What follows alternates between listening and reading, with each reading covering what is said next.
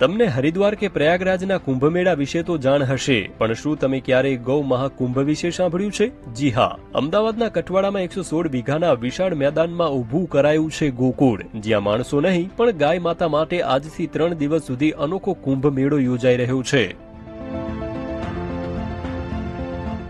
માલધારી સમાજ અને રાષ્ટ્રીય સ્વયંસેવક સંઘ દ્વારા આયોજિત આ કાંકરેજી ગૌ મહાકુંભમાં ગુજરાત, રાજસ્થાન સહિત રાજ્યોની 200 થી વધુ ગાયો લવાશે.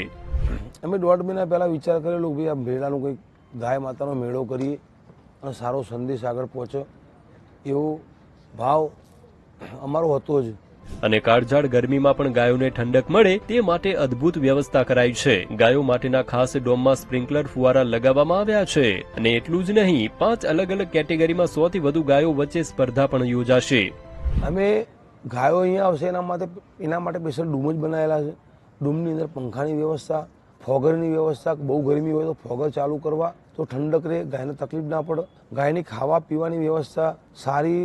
ગાયના ખાવા માટેની અમે જે ચાર લાવીએ છીએ એ ભાલની ખેંચેલી ચાર આવે છે, સ્પેશિયલ વગર પાણી. આખો વિડીયો જોવા માટે ડાઉનલોડ કરો દિવ્ય ભાસ્કર એપ.